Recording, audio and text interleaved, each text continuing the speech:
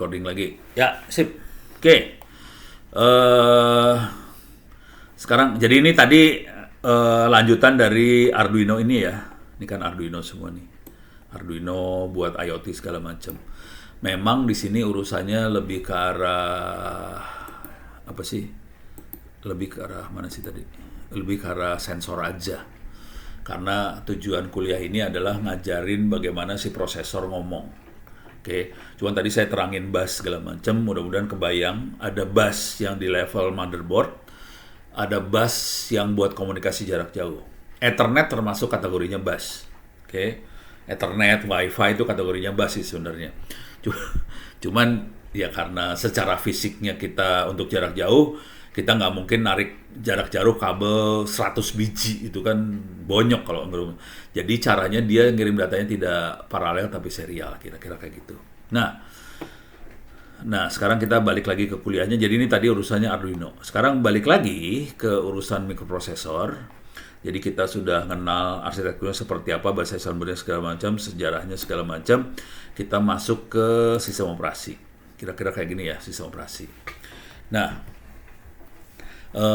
saya ini compile kernel, compile OpenWRT. Mungkin saya akan coba kasih lihat ini minggu depan, yang compile ini.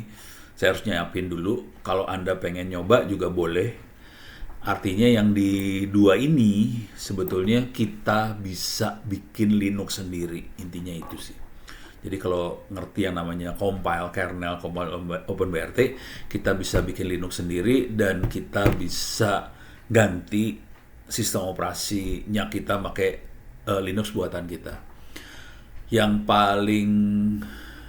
paling gampang sih kita gantinya buat komputer, itu gampang.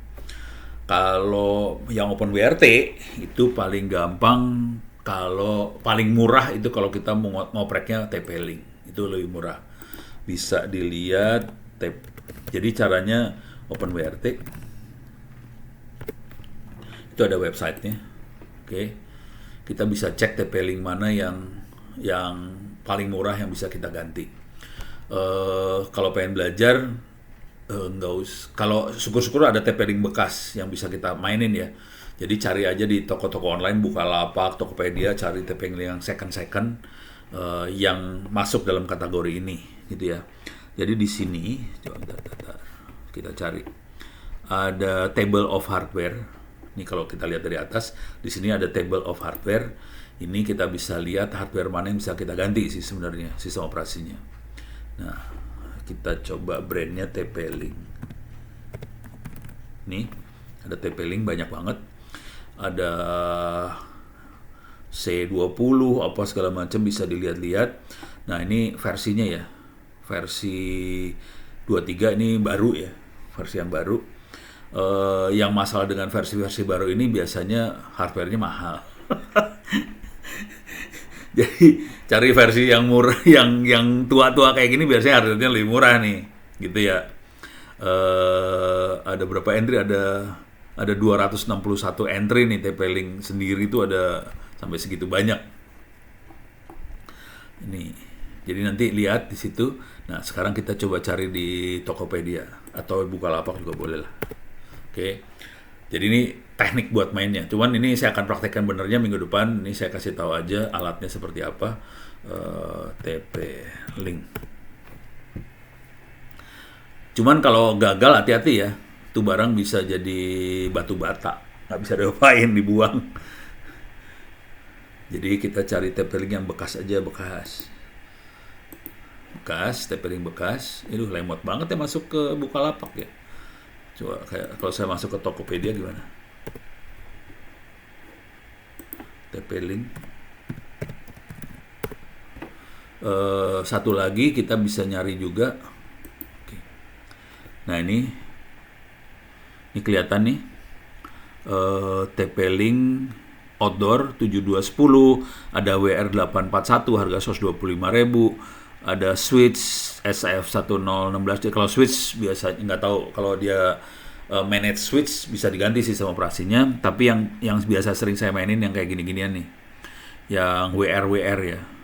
Ini ada Ini ADSL router nih ya, modem router WR841 yang kayak gini. Ini ada 80.000 nih, udah mulai murah. Ini ada yang lebih parah lagi, ini switch tapi ya. Jangan yang cari switch, carinya yang ini WR kayak ginian ya. 941 841. Coba kita cari di sini, ada nggak WR? Oke, modelnya WR. WR. Nah, ini langsung keluar. Ada 7. Ini kelihatan dia versinya 1710, WR710N atau WR8. 841. Ini 841. Nah, nih. Oke juga ya. Ini versi baru loh ini. 2305. Jadi harganya 60 ribuan. Oke banget ini mah. Jadi gue pengen beli. Parah. Saya udah kayak gini pengen belanja jadinya. Parah loh. Ini kan 841 HP. 125.000 bekas. Masih ya kalau mau yang murahan yang ini ya 80.000 nih. Nih ya 841 tanpa HP. HP biasanya high power, powernya gede sih. Oke. Nah, itu kode diantara ini yang HP high power 841. Tapi oke juga nih, yang ini juga masih oke lah. Ini masih oke.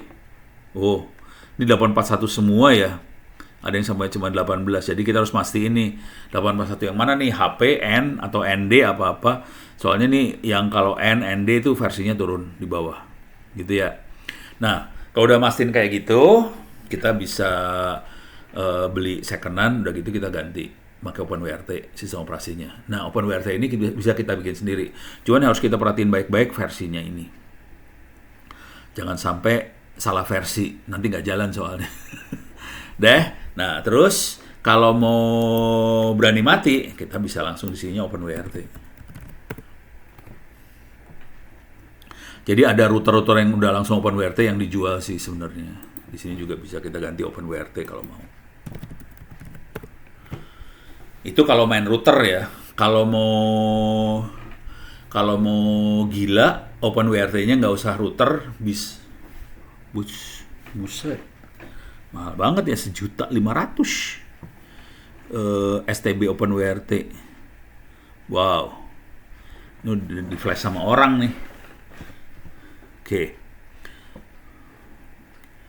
Oh, ini 1,7 juta, ini mahal banget sih. Jadi kalau kita pakai OpenWRT langsung jadi mahal banget ya. Nah, ini TP-Link Wireless Hard Power dijual segini 528.000 OpenWRT. Mendingan yang sono tadi kita beli secondan terus kita ganti aja sih sama operasinya. Oke. Nah, ini yang router yang OpenWRT langsung. Kalau pengen belajar aja, bisa komputer kita jadi OpenWRT. Jadi bisa aja kita compile buat X86 gitu ya. Jadi komputer kita yang jadi OpenWRT sah juga bisa. Kalau kita pengen jadi dan kalau komputer jadi OpenWRT, jadi tekniknya cari komputer secondan sih, atau komputer yang nganggur yang bekas, tambahin LAN card aja. Jadi beli LAN card tambahan aja, atau bisa juga LAN cardnya berbentuk USB bisa, atau LAN card yang bentuk PCI juga bisa, dan itu bisa jadi router OpenWRT. Nah, udah gitu kita belajar compile. Oke, mudah-mudahan minggu depan saya sempetin soalnya buat compile butuh nyiapin komputer serius banget sih. Oke. Coba balik lagi. Mana tadi kuliahnya?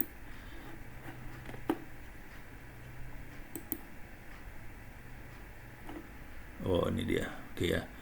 Saya balikin lagi ke course. Jadi kira-kira kayak itu ya. Nah, jadi ini kira-kira akan saya kerjakan, compile ini saya akan coba kerjakan minggu depan.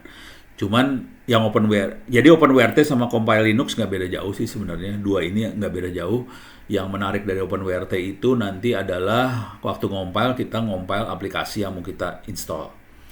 Kita compile sekalian. Kalau di Linux itu hanya sistem operasi yang kita compile. Aplikasinya biasanya kita pakai apt-get install apa gitu. Kalau misalnya LibreOffice kita install LibreOffice. Jadi kalau kernel Linux kayak gitu. Kita coba lihat nanti mana yang bisa kita kerjakan. Apakah dua ini bisa kerjakan. Kalau nggak mau pakai hardware beneran, kita bisa bikin dua-duanya untuk mesin virtual. Jadi kita bisa pakai VMware sih, VMware lagi, VirtualBox lah. Jadi OpenWRT-nya bisa taruh di VirtualBox. Konsekuensi dari situ kita ngompalnya buat x86, kemudian ditaruhnya di VirtualBox. Oke, itu kita nggak usah beli hardware. Hardware-nya bisa nol sih, nggak usah beli, 0 rupiah aja. Jadi kita bisa belajar ngompal, nanti masukin VirtualBox, kita nanti bisa simulasiin router di VirtualBox. Kira-kira kayak gitu. Bisa juga kalau mau seperti itu. Cuman ini yang jadi masalah, laptop saya nggak saya siapin buat sampai level itu sih sebenarnya. Jadi mudah-mudahan. Saya klik OBS, saya klik lagi ya, parah. Deh. Jadi mudah-mudahan kebayang ya urusan yang ini. Oke. Sekarang kita akan coba ngelihat ke arah pengaturan kernel. Saya punya waktu mungkin sekitar 10-20 menit lagi. Saya akan coba ngasih lihat pengaturan kernel scheduler sama pengaturan schedule buat I/O sama memori di sistem operasi.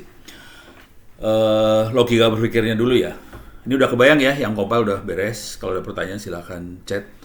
Nah, sekarang saya akan masuk ke urusan schedule kernel sama schedule I/O sama memori.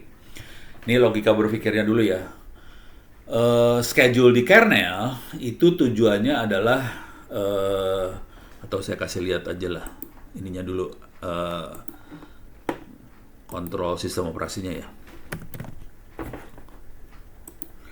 Nah, ini kayak gini-ginian di Windows susah. Susah lo ngeliat kayak ginian di Windows. Ini kalau di Linux mah enak, gampang banget. Kalau saya ketik top di sistem operasi Linux, kita bisa lihat kondisi prosesor kita seperti apa. Oke.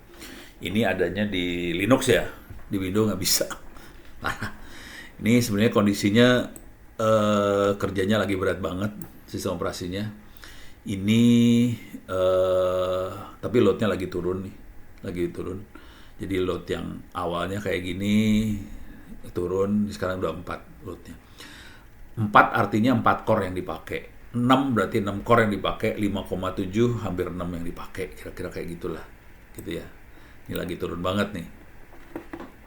Terus ada 290 software yang lagi running, 2 running, ada 9 total, ada 290, 2 running, 280 sekian sleeping.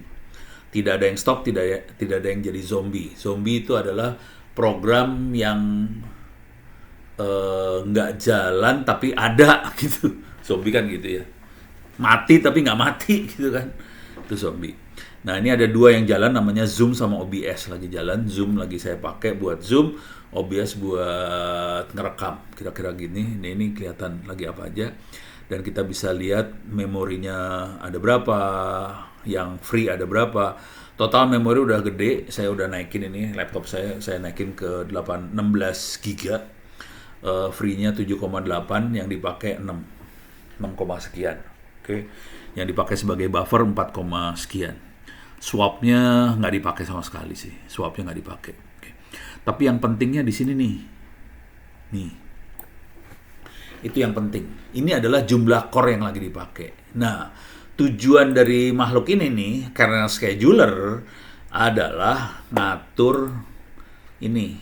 Yang running ini mau dilempar ke core yang mana. Jadi dia ngatur. Oke, ini kan ada, misalnya ada 3 program running nih. Ini 3 di atas nih lagi running nih, ada 3 program lagi running yang di atas. Dia ngatur, oke, Zoom pakai core 1, terus OBS pakai core 2, Genome Shell pakai core 3 dan seterusnya. Oke. Jadi ini dia ngatur ini. Jadi fungsinya dari kernel scheduler buat ngatur. Siapa pakai siapa. Oke. Nah, ngatur ini kan kita perlu ngatur macam-macam juga ya. Boleh seberapa parah menduduki core-nya segala macam. Jadi kita ngatur. Oke. Jadi itu adalah sistem operasi ngatur sampai level itu. Nah, itu yang kernel scheduler. Fungsinya ngatur penggunaan core dalam prosesor. Ini teknologi yang baru, yang dipakai prosesor yang hari ini ya. Karena prosesor kita kan sekarang core-nya banyak. Pada zaman dulu kala kita nggak ada kayak ginian. Nggak separah itulah makanya. Kalau sekarang jadi parah banget karena kita punya core banyak. Jadi pengaturan beban terhadap banyak core harus diatur banget. Saya cuma punya 4 core di sini. Kalau nggak salah cuma 4 ya. Total core saya cuma 4 sih kalau nggak salah. Oke, jadi harus diatur banget. Kalau saya yang lebih baru bisa 16 core itu lebih enak hidupnya. Nah, sekarang balik lagi, yang ini I/O sama memori. Nah, kalau kita lihat di sini, Oke, ini pemakaian memorinya nih sebenarnya. Oke, pemakaian Oh, ini ada angka PR tuh ya, primary kalau nggak salah. NI itu nice. Oke. Primary itu seberapa prioritas dari si software yang kita pakai untuk pakai core. Ini ini ngatur. Ini angkanya beda-beda, ada yang 20, ada yang 39, ada yang 9, itu angkanya lain-lain. Ini ngatur seberapa prioritas yang kita kasih ke si software buat pakai core. Artinya apa? Kalau angkanya makin gede, dia prioritas makin tinggi. Kalau angkanya makin kecil, prioritas makin rendah. Kira-kira kayak gitu. Nah, kalau ada nice, kayak gini, nice gitu. Ini si software, seberapa nice si software kita set. Jadi softwarenya harus dibikin nice, berbaik hati. Lu ngalah sama yang lain. Nih, jadi minus 11. Mungkin kayaknya prioritas defaultnya dia 20, dikasih minus 11, dia jadi 9. Yang ini defaultnya 20 kasih plus 19 jadi 39. Jadi ini di plus, ada yang plus, ada yang minus. Jadi yang plus itu, nah ini ada yang minus 20 tadi saya lihat. Minus 20. Jadi dia ini banget, 0 prioritasnya. Jadi ini dia ngatur ya. Nah, ini ada yang plus 19, minus 11, ada yang minus 20 dan sebagainya. Jadi nice ini ngatur seberapa jahat program itu buat menduduki core, kira-kira kayak gitu. Nah, kalau yang ini ada virtual reserve apa segala macam, ini memori yang dipakai. Nah, kita harus ngatur juga memorinya seberapa ini pemakaian memorinya, seberapa ganas pakai memorinya. Nah, untuk ngatur ini di urusan memory scheduler ini. Oke. Jadi schedule bukan jadwal sih sebenarnya, apa ya? Lebih pengaturan lah, seberapa dahsyat dia boleh pakai memori tadi. Nah, yang I/O itu urusannya misalnya yang input output itu ada beberapa yang sering kita pakai. I/O yang sering kita pakai namanya hard disk. I/O satu lagi yang kita pakai namanya Ethernet, LAN, komunikasi segala macam. Si prosesor, sistem operasi, waktu dia ngelihat I/O, ngelihatnya sederhana aja sistem operasinya. Dia lebih ngelihat ke arah antrian. Jadi ini kalau ada data mau dikirim, mau ngantrinya seperti apa? Apakah kita kirim langsung, jebret? Mau data hilang apa, gue nggak peduli, pokoknya gue kirim langsung, jebret. Boleh, sah seperti itu. Kalau media I/O-nya kenceng. Jadi kalau I/O-nya fiber optik, kita lempar aja, nggak usah di buffer, nggak usah ada buffer. Jadi lempar, jebret. Itu kalau kenceng. Yang masalah kalau I/O-nya lemot. Contoh I/O lemot namanya hard disk. Itu lemot tuh. Jadi harus di buffer. Hard disk juga ada macam-macam ya. Ada yang RPM-nya tinggi, ada yang RPM rendah. Hard disk sekarang ada yang SSD, ada yang NVMe dan sebagainya. Yang SSD, NVMe mungkin bisa nggak di buffer, kita hajar jebret karena dia kecepatan tinggi banget. Cuman kalau yang pakai perputaran rendah itu masalah, kita harus buffer. Buffer artinya datanya udah dilepas dari CPU, dari memori, dari RAM udah dilepasin, nggak ada datanya udah nggak ada dalam RAM. Cuman dia kita tahan dalam memori lokal si I/O-nya supaya datanya dikirim pelan-pelan. Oke. Contoh yang pakai I/O kayak gitu yang paling blow on adalah modem zaman dulu kala. Modem telepon misalnya, itu lemot tuh. Jadi kita data harus kita buffer dulu gila-gilaan kalau udah modem telepon, gitu ya. Kalau memori buffernya nggak separah itu. Jadi ini 3 ini penting banget buat kerja si sistem operasi. Oke. Sekarang kita lihat dalamnya. Oke. Ini ada defaultnya. kita bisa tuning si schedulernya tentang kernel schedule seperti apa, kita bisa tune sih sebenarnya. Eh, Nah, terus ada beberapa teknik nge-tune. Salah satu yang sering dipakai adalah CFS, Completely Fair Scheduler. Completely Fair Scheduler itu kira-kira gini. Fair itu adil. Oke. Jadi sangat adil. Jadi scheduler yang sangat adil untuk semua software yang pakai. Konsekuensinya dia prioritas bisa dihilangin sih sebenarnya. Nah, tapi kalau kita lihat kenyataan hidupnya nggak seperti itu. Ini ada yang ada prioritasnya, ada yang dibikin nice, kayak gitu. Ini nice-nya bisa kita rubah loh, hati-hati. Kita bisa ngerubah nice juga, gitu ya. Nah, bentar. Enaknya baca yang mana dulu ya? Kemudian baca yang ini dulu, cobain. Kita coba lihat. Ini parameternya dia. Bisa kita lihat sebenarnya parameter kernelnya dengan sistem CTL-A. Akan keluar parameternya dia. Sebanyak ini parameternya, mampus lu pada. Banyak banget, jangan khawatir. Parah banget, banyak banget. Tapi jangan ditakutin ini. Sebagian besar parameternya sebetulnya pakai default masih aman, sebagian besar. Tapi nanti kita bisa ngerubah parameter ini kalau kita benar-benar pengen ngecun prosesor kita supaya maksimum dia memprosesnya. Kita tune. Soalnya si sistem operasi biasanya ngeset parameternya supaya aman. Aman artinya dia konservatif. Kalau maksimum, nanti yang jadi masalahnya adalah prosesor akan panas. Ini contoh paling gampang mah gini lah. Kan kalau orang-orang kan sering mainan overclock segala macam, nah itu di sini mainannya sebetulnya. Kita bisa mainin di sini overclock dan sebagainya. Cuma hati-hati kalau udah main overclock, prosesor panas atau data bisa hilang dan sebagainya. Jadi harus hati-hati di situ. Jadi si programmer waktu dia ngeset parameter ini semua, dia akan berusaha supaya prosesor nggak hancur, datanya aman. Oke, kita lambatin, gitu. Jadi dia akan kayak gitu. Sementara gamer-gamer segala macam dia akan berjuang supaya ininya kenceng banget. Nah ini kita coba lihat di tempat saya ya. Saya jadi super user dulu. Oke. Nah, nih. Kelihatan kan? Dia punya info macam-macam sih, tapi ini bukan scheduler yang di sini. Ini semuanya. Scheduler ini di MQ kayak gitu-gitu. Ini ke arah file system ya. Ini FS tuh file system. Nah, ini kernel atau saya ambil kernelnya aja ya. Grab kernel more. Nah, kita lihat yang kernelnya aja. Ini kernelnya doang ya. Ini pemakaian core-nya kayak gimana, kita bisa lihat sih.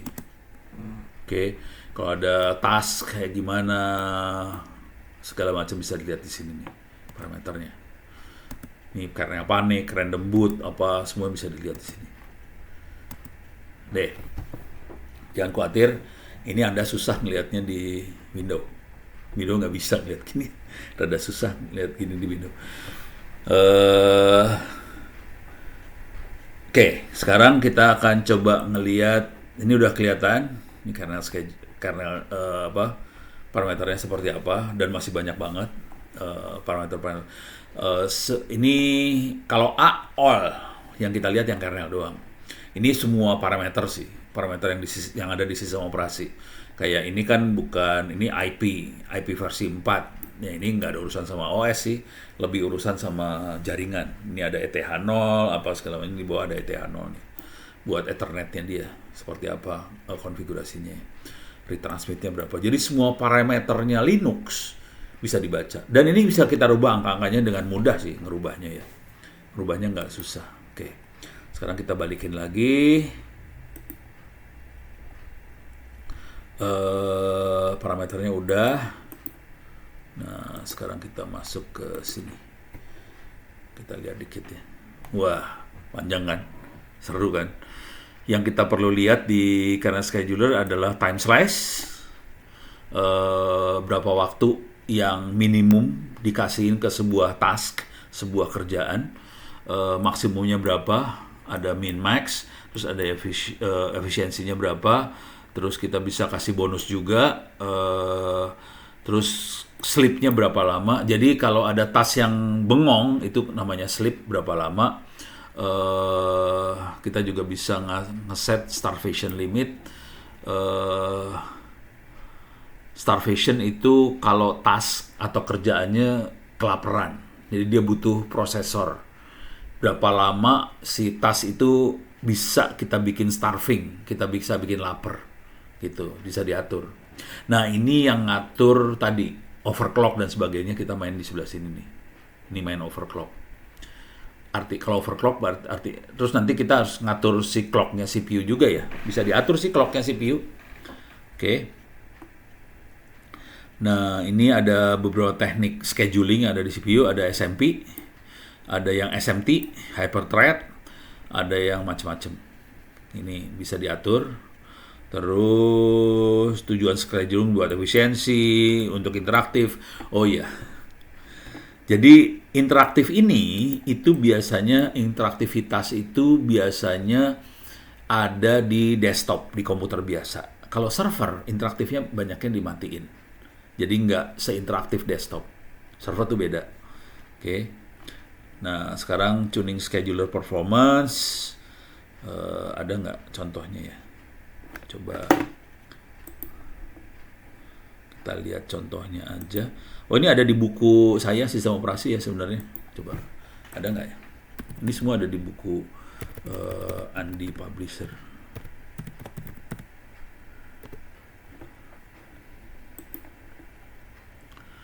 Jadi kalau mau baca ada di bukunya ada sih sistem operasi. Sistem operasi.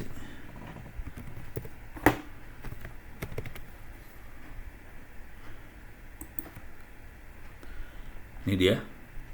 Wih gila, bukunya orang paling mahal ya. Buset. Oh ada yang lebih mahal nih, 22.000. Ini bukunya Ono nih. Oke. Ini isi kuliah yang sistem operasinya. Jadi saya, lagi 70.000, 40% off nih. Oke. Kalau mau baca-baca boleh, tapi lumayan harganya. Oke. Nah, mana tadi? Ini tadi tentang, nah sekarang yang penting mah tuningnya aja ya, tuning karena scheduler. Kalau mau iseng banget bisa, cuman ini waktunya udah sempit banget. Saya kasih lihat doang ya.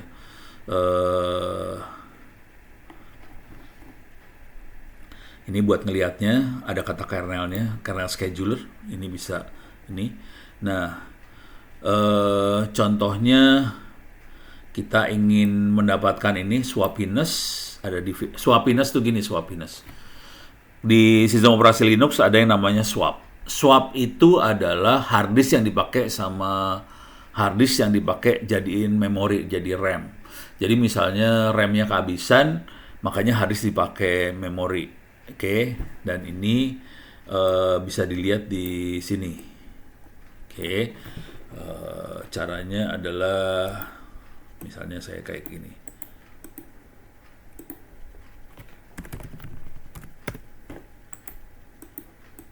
Oke, nah ini kita bisa lihat swappiness-nya ada di mana nih?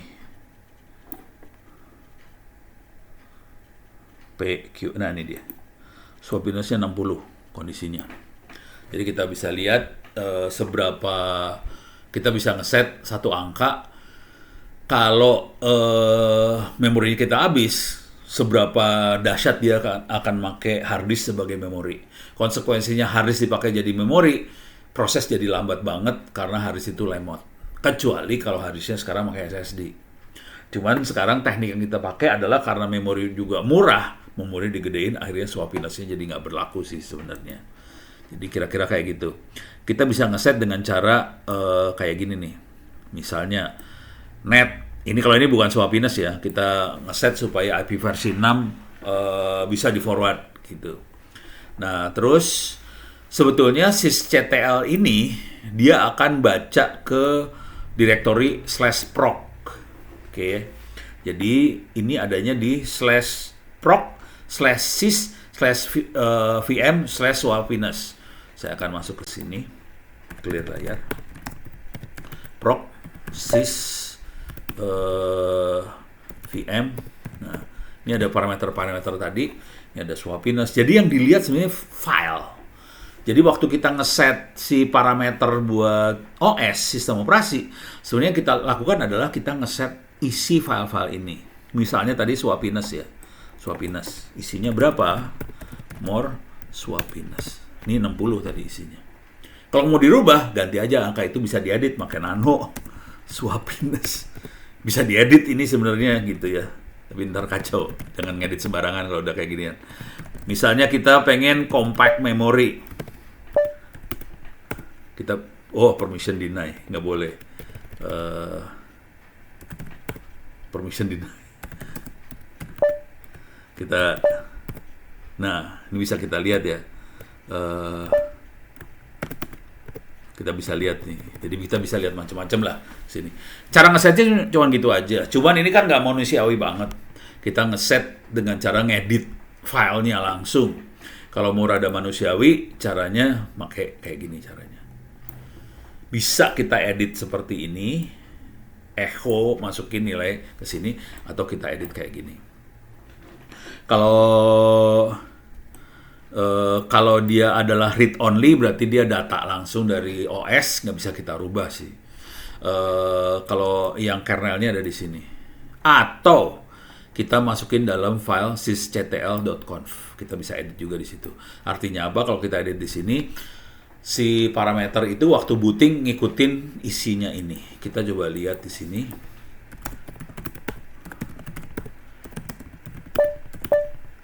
.conf. Oke. Nah, ini bisa kita edit juga di sini sih sebenarnya. Jadi ini teknik ngedit-ngeditnya ya. Oke. Ini waktu udah jam segini. Saran saya gini deh, ini kalau diterusin lama banget. Saran saya coba dibaca-baca aja. Sebagian dari ini saya jadiin buat materi ujian sih sebenarnya ada. Kalau Anda ngerjain ujiannya pasti ada kayak gini-giniannya. Nanti copy sambil ngerjain ujian sambil baca. Gitu ya. Nggak masalah sih. Memang ujian dipakai bukan buat muji, tapi buat maksa Anda belajar. Kira-kira kayak gitu. Oke. Tolong kerjain ujian-ujiannya, terutama UAS-nya, supaya nilainya bagus, supaya Anda semua lulus dengan nilai A semua. Oke. Kalau ada apa-apa silahkan kontak saya ke email, tapi sebelum terlalu jauh, sebelum saya lupa ya. Ini ada kesempatan magang, ada di G2 Academy.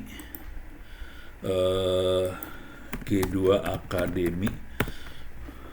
Nih. Ada kesempatan magang, dia barusan ngubungin ITTS, dan saya akan ketemu lagi sama orangnya hari Senin, dan mereka udah nanya, ada nggak orang yang buat magang di sini? Gitu ya. Ini G2 Academy, dapat sertifikat segala macam. Satu lagi ada di Metro Data Academy. Yang ini keren banget yang Metro Data ini. Anda dikasih duit, dikasih transport, dikasih makan, dikasih kemungkinan buat sertifikat Komtia. Free. Oke, dapat duit. Tapi kompetisinya lumayan karena mereka cuma terima 100 orang.